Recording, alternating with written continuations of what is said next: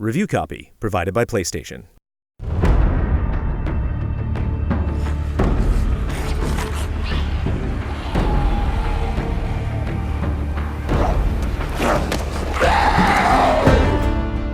Days Gone has a unique take on the zombie apocalypse, which is rare for such a bloated, festering genre.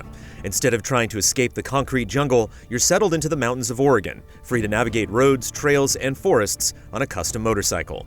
The campaign is lengthy, the map is enormous, and with mutated beasts and swarms of freakers that can wipe you out in seconds, the world feels very dangerous. If it weren't for a range of technical issues and strange design decisions, Days Gone could have stood shoulder to shoulder with the best PlayStation exclusives. Do it. Don't leave me out here, man. You ride around in the boots of Deacon St. John, a very capable drifter. He's often sent out by local camps to pick up supplies, rescue friends, or hunt down enemies. After losing his wife in society's collapse over 2 years ago, Deacon only trusts himself and his gang brother Boozer. He's a surprisingly sour protagonist, always accepting missions with a sneer and a shrug. He makes some pretty obvious mistakes, and his attitude can get exhausting, especially when his reactions feel more volatile than they should be.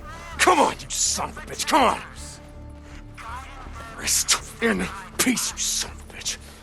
However, Deacon also has to deal with quite a lot compared to your average survivor. Each camp he does favors for has its own leadership and moral code, and the story spends more time exploring the cruelty of mankind than the brutality of the monstrous freakers. Even though much of the campaign is optional, it goes on a bit longer than it should. Picking up bounties and clearing hideouts for a handful of camps can get repetitive, and compared to the elaborate cutscenes in the more important missions, the stiff interactions when accepting contracts feel awkward and fake. Yet whenever the story starts to drag, it soon reaches surprising or emotionally powerful moments delivered by a diverse and dedicated cast. The story is oddly paced, but has a lot of heart. By the time Deacon reaches the end of this journey, it feels like he's come a long way. The hell with you, St. John. That's partly because of how much driving he does. The bike is a smart survival tool, and many of the people you meet have hogs of their own. It feels good to ride across the state, hopping over ramps and narrowly dodging rampaging hordes. It's enjoyable to start taking shortcuts when you cross the same path a second and third time, but the act of driving everywhere does become a bit dull by the end of the campaign. The map is designed to open up new roads as the story moves forward, but you also revisit busier spots multiple times. Resource management should always be on your mind. Can you make one more leg of the trip, or should you turn around and take the time to resupply back at camp? You can fast travel to certain locations, but it always consumes fuel, so you can only travel as far as your tank can take you. It pays to stop by stations along your route to fill up, or to try and spot red gas canisters while you're at a rest stop or enemy camp. The size of your gas tank is one of many things you can improve on your bike. You can personalize your ride's color, change decals, and unlock custom patterns when you finish certain storylines. You can get a new headlight or install nitrous that helps you escape hordes or blast over roadside jumps. Your bike takes damage from crashes and gunfire, and you can get it serviced back at camp or repaired on the road with collected scrap. You can retrieve your bike at a mechanic, but it's always nice to remember where you parked since your bike stores extra ammo and you need to be near it to fast travel. It's easy to build a sense of attachment to the vehicle, and the various performance upgrades definitely make a difference in how things feel beneath the tires. Each camp gives Deacon a line of credit to purchase all this, and you pay into it by doing missions or selling freaker parts, food, or plants you collect while traveling. Doing favors for camps also increases their trust, eventually unlocking new weapons and bike parts. Some camps specialize in one or the other, so you might want to save your trophies to sell at a camp that has the upgrade you want. You might help a stranger by the roadside who needs somewhere to go, and sending them to one camp over another has its benefits.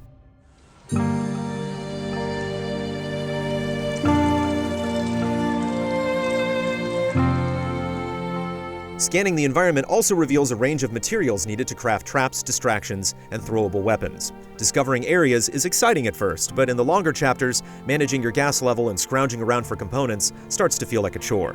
A special vision mode highlights important objects around you, but lots of different things are marked by the same icon, from doorknobs to beer bottles. Also, despite the various creative tools at your disposal, including handcrafted melee weapons, most threats can be eliminated with just a primary, secondary, and special weapon.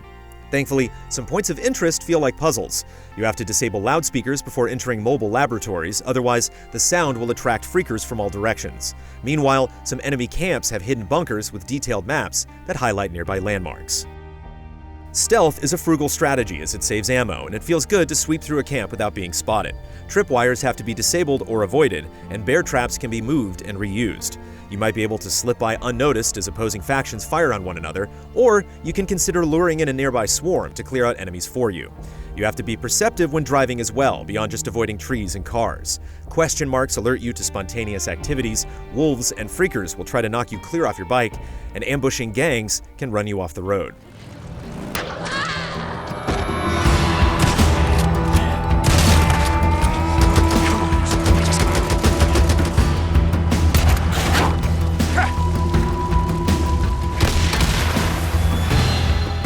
You're always working to become more self-sufficient. As you move on to bigger camps, better weapons become available. When you level up, you can spend a point on a melee, ranged, or survival skill.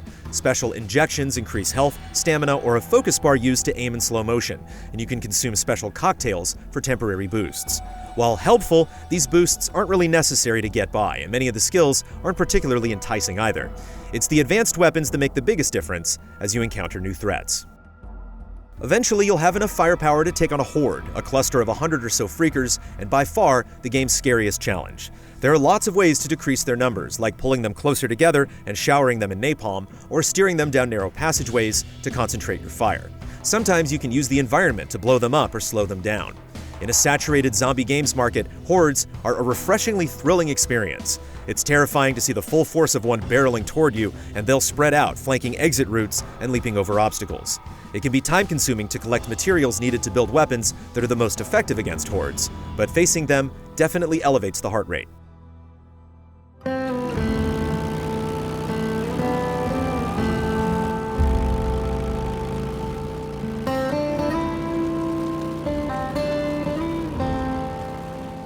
Visually, Days Gone has plenty to show off, and the rural setting is full of pleasant stretches of road and cliffside views.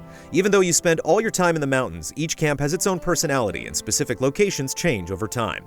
You definitely feel the danger of the encroaching wilderness as you navigate new areas, and the campaign's roadmap covers a lot of ground. It's satisfying to clear out nest after nest of pesky beasts, or to stop ambushers from patrolling your routes, but the map ultimately doesn't have enough diversity to warrant how much traveling you have to do. We rarely faced issues that broke the world or halted progress, but Days Gone is still full of distracting problems. The frame rate is very inconsistent, even on PlayStation 4 Pro, sometimes chugging through drastic bouts of slowdown as you turn corners or enter settlements. Things remain mostly stable when mobs of freakers are on screen, but the performance suffers off and on when you're riding around. We had one freaker get stuck in a cave wall, one horde almost disappeared beneath a wooden bridge, and a different horde suddenly spawned right next to us. The movement patterns of NPCs can also get tripped up, and when enemies get aggressive, they often make stupid mistakes. Beneath these roadblocks, there are lots of holes and hiccups in how the world is built. Characters often call you 2 or 3 times with the same information. Merchants talk way too much in camp, saying hello multiple times in 1 minute, and quickly repeating their handful of lines. Deacon reacts to things that aren't there, such as commenting on freaker nests that have already been cleared out. One time, a camp leader called us on the radio just as we began talking to a different camp leader, and the second person stared at us for 2 minutes until we finished the conversation. Another character called while we were near them at camp, where we could see them doing something other than talking to us on the radio. These oddities make it hard to stay engaged, despite the many twists the story throws your way.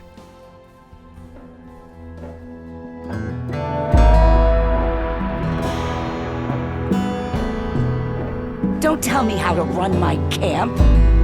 You want to move here? You want to help us run this? Then maybe you get some say. Days Gone is incredibly moving, but occasionally frustrating. Just when you start to get burnt out on resource collection and uniform side missions, the story suddenly hooks you back in. Despite Deacon's impatience and short temper, his story is often compelling. His actions have consequences, and the map evolves as you make positive and negative changes. Unfortunately, it can also be buggy and less than believable, which is heartbreaking considering the care given to this world and its characters. Swear to God you got a death wish. Like I said, not tonight. Come on, you stinking sons of bitches!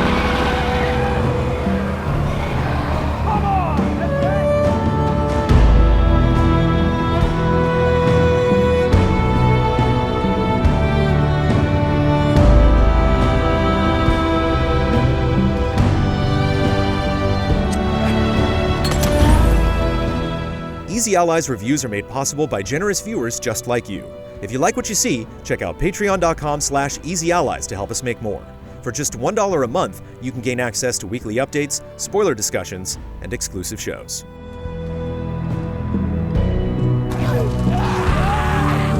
Done. Goddamn freaks. Now it'll be safer to ride through here.